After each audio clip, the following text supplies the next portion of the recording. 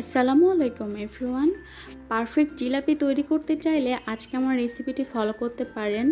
যারা বারবার জিলাপি তৈরি করার পরেও সফল হননি তাদের জন্য আজকে আমার রেসিপিটি। প্রথমে আমি এখানে শিরা তৈরি করে নিব। দিয়ে দিচ্ছি 1 কাপ পরিমাণ চিনি এবং হাফ কাপ পরিমাণ পানি। চিনির তুলনায় পানির পরিমাণটা কম দিলে খুব দ্রুত শিরাটা তৈরি হয়ে যাবে। অপেক্ষা করছি পানিটা বলক আসা পর্যন্ত। 3 থেকে 4 মিনিট টাইম লেগেছে শিরাটা তৈরি হতে। হাতের মধ্যে যখন একটার ভাব চলে আসবে তখনই বুঝতে হবে শিরাটা তৈরি হয়ে গেছে। একদম বেশি ঘন করা যাবে না, আবার একদম বেশি পাতলাও করা যাবে না। দুই নখের সাহায্যে চেক করে নিচ্ছি আমি। শিরাটা তৈরি হয়ে গেছে। এখন আমি চুলাটা বন্ধ করে দিয়ে একটা সাইডে শিরার পাতিলটা রেখে দেব। জিলাপি তৈরির জন্য শুকনো উপকরণগুলো আমি এখন নিয়ে নিচ্ছি। প্রথমে দিয়ে দেব 1 কাপ পরিমাণ ময়দা, 1/4 কাপ শুকনো চালের গুঁড়ি। এখানে অবশ্যই চালের গুঁড়িটা ব্যবহার করতে হবে। দিয়ে দিয়েছি হাফ টি স্পুন বেকিং সোডা এবং হাফ টি স্পুন রান্নার রেগুলার তেল। এই শুকনো উপকরণগুলো আলতো হাতে মেখে নিয়ে এখানে আমি নর্মাল তাপমাত্রার পানি দিয়ে গোলাটা করে নিব। এখানে কিন্তু আপনারা চাইলে দুধ ব্যবহার করতে পারেন।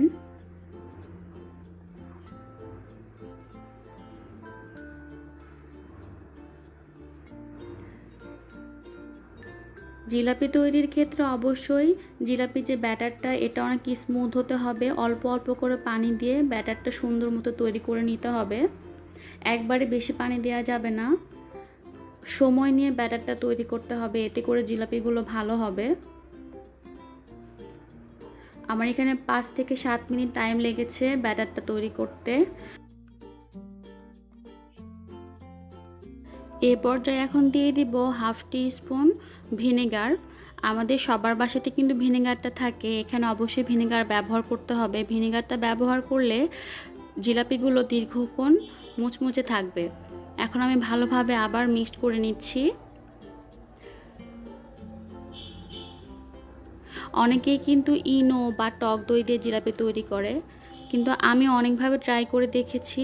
আমার এই রেসিপিটা একদম পারফেক্ট হয়েছে। আমি এর জন্য আপনাদের সাথে রেসিপিটি শেয়ার করছি। আশা করছি আপনাদের ভালো লাগবে। এখন আমি সামান্য পরিমাণ অরেঞ্জ ফুড কালার দিয়ে দিচ্ছি, কালারটা সুন্দর আসার জন্য।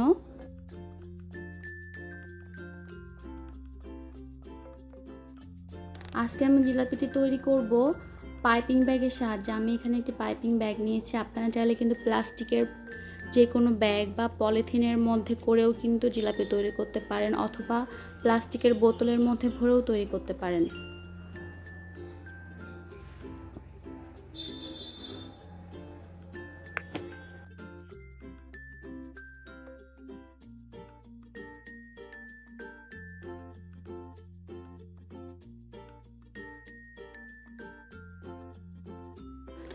একটি ফ্রাইং প্যানে পর্যাপ্ত পরিমাণ তেল দিয়ে দিচ্ছি। তেলটা উষ্ণ গরম হলে আমি জিলাপিগুলো ভাজবো। আমি এদিকে পাইপিং ব্যাগের মুখটা সামান্য পরিমাণ কেটে নিয়েছি।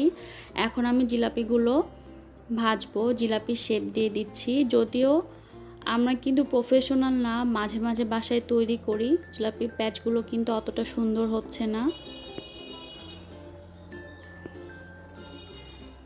এভাবে ঘুরিয়ে ঘুরিয়ে জিলাপির প্যাচগুলো দিয়ে দিব।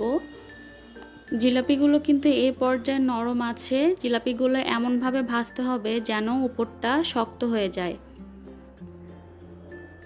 প্রায় 4 থেকে 5 মিনিট টাইম লাগবে জিলাপিগুলো ভাজতে। আমি মিডিয়াম আঁচে জিলাপিগুলো ভেজেছি।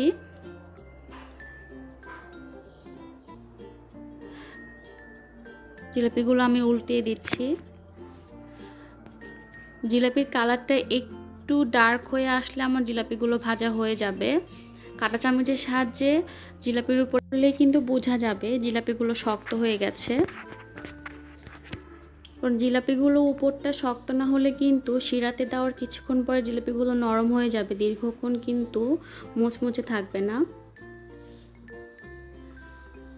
আমার জিলাপিগুলো প্রায় ভাজা হয়ে গেছে, কালারটা অনেকটা ডার্ক চলে এসেছে। দেখতে পাচ্ছেন এরকম কালার হলে আমি জিলাপিগুলো তুলে নেব।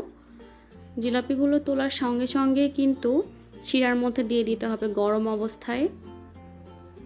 এখন আগে থেকে তৈরি করে রাখা শিরার মধ্যে জিলাপিটা দিয়ে দিচ্ছি। প্রায় 30 থেকে 40 সেকেন্ড আমি জিলাপিগুলো শিরার মধ্যে ডুবিয়ে রাখবো এপাশ ওপাশ করে। 30 থেকে 40 সেকেন্ডের মধ্যে কিন্তু শিরা খুব ভালোভাবে জিলাপির মধ্যে ঢুকে যাবে। এর বেশি সময় কিন্তু রাখার কোনো দরকার নেই। আমি আজকের রেসিপিটি যেভাবে দেখিয়েছি আপনারা যদি হুবহু এভাবে ট্রাই করে দেখেন, আশা করছি আপনাদের জিলাপিটাও একদম পারফেক্ট হবে এবং দীর্ঘক্ষণ মুচমুচে থাকবে। এখন আমি জিলাপিগুলো তুলে নেব।